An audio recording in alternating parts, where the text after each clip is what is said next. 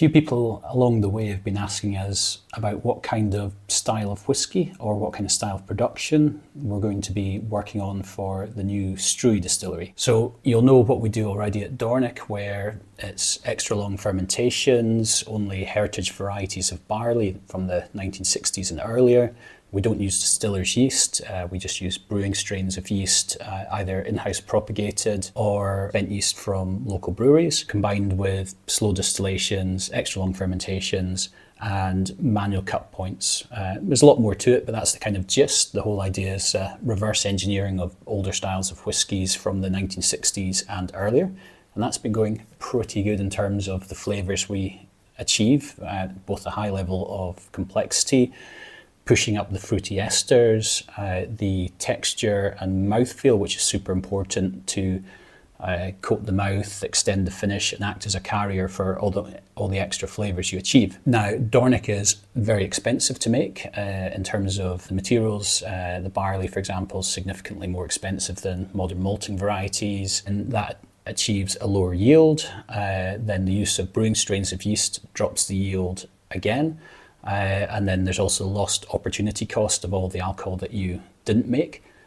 So Dornick's pretty expensive to make, and correspondingly it has to be relatively expensive at the far end in bottle. Now, for Struie, we're looking to do something a bit different. Dornick will still exist, Dornick will keep doing what it's doing, and we're planning on a modest expansion of Dornick in the coming years, once Struie's established and everything's going great. So for Struie Distillery, we're taking a different view. What we're looking to do there is find the sweet spots between what we do at Dornick and what's achieved at modern distilleries. So the idea is that we are willing to make sacrifices on yield and cost of production, but not too much. At Dornick, it's almost a non-consideration, whereas at scale, it needs to be very carefully thought of. So you can't be too expensive, because that means your cost of production is too high, which means your eventual bottles are going to be too expensive. And at scale, there's enough people in the world to drink all the Dornick we make, but to do that at Struie, that would be very risky. We also have a very keen idea on making sure that the bottles are very fairly priced and competitive at the back end.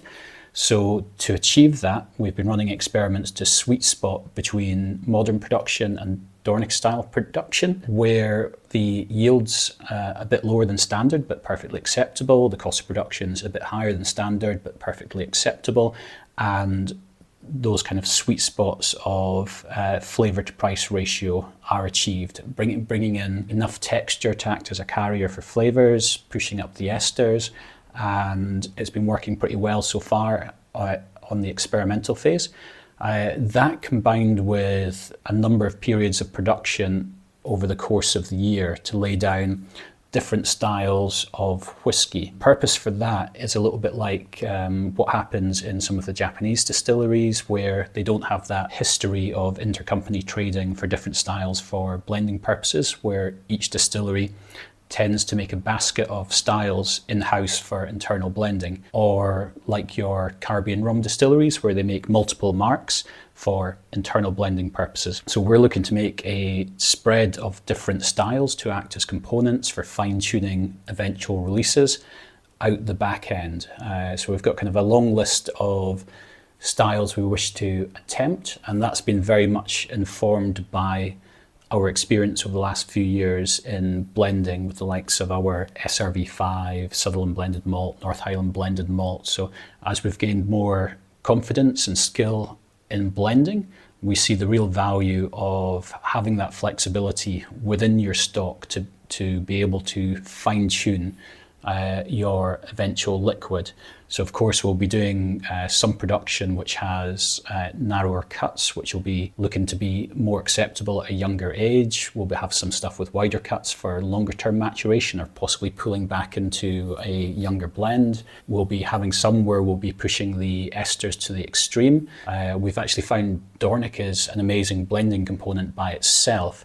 So we will do a period of effectively Dornick emulation, but as a minority, again, for that kind of fine tuning of larger batches. So there's a whole range of different styles we've got planned and that we could add on along the way.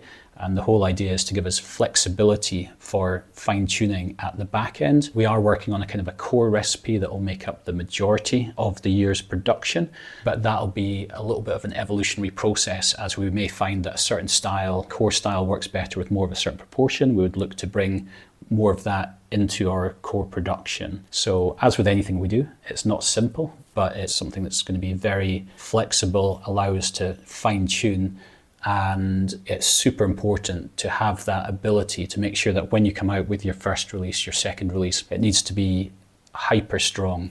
You don't want to be in a position where you put out your first release, it's pretty good, shows promise, but it's not quite there, not quite ready. People will buy that first release or second release, taste it and go, yeah, that was good.